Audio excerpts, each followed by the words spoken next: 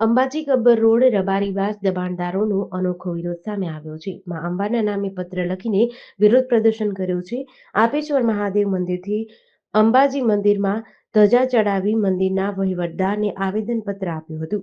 Ambaji development master પ્લાનમાં વિસ્થાપિત થતા લોકોની વૈકલ્પિક વ્યવસ્થા ન કરાતા અનોખો વિરોધ કર્યો હતો. ઘરોમાં 100 વર્ષ કરતાં વધુ સમયથી પીડિતો વસવાટ કરે છે. ડેવલપમેન્ટ માસ્ટર પ્લાનમાં 89 ઘર બચાવવામાં અંબાના દ્વારે આવ્યા હતા. અંબાજી રબારી સમાજ તથા અન્ય સમાજના લોકો દ્વારા માં અંબાની ધજા ચડાવી પત્ર લખી મદદ કરવા પ્રાર્થના કરી હતી. હું અંબાજી ગામથી પ્રવીણા વાત કરું છું.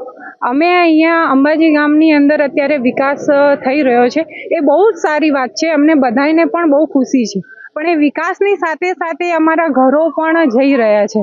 પણ કેમ કે અને અમે લોકો અહીંયા 50 વર્ષથી પણ વધારે કે જે અમારા બાપ દાદાઓ જે અહીંયા આવેલા છે, મતલબ સમજી લો ને કે 100 વર્ષ એક પેઢી આખી, મતલબ 100 વર્ષનો દાયકો કહી શકાય.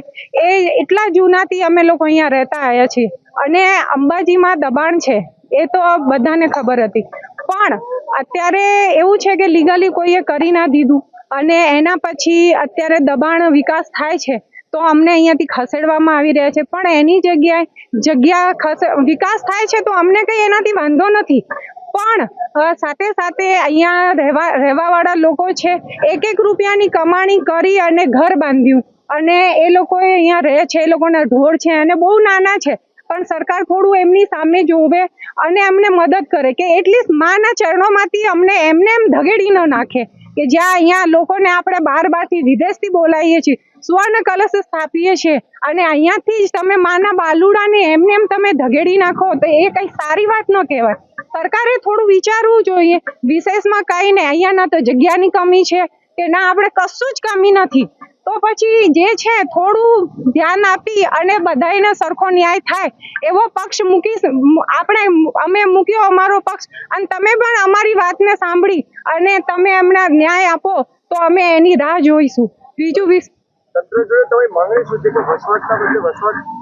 હા, તંત્ર, કેમ કે અમે માના ચરણો છોડીને તો ક્યાં જઈશું. એટલે તો અમે એટલું જ કહીએ, વસવાટના બદલામાં અમને વસવાટ જ જોઈએ છે.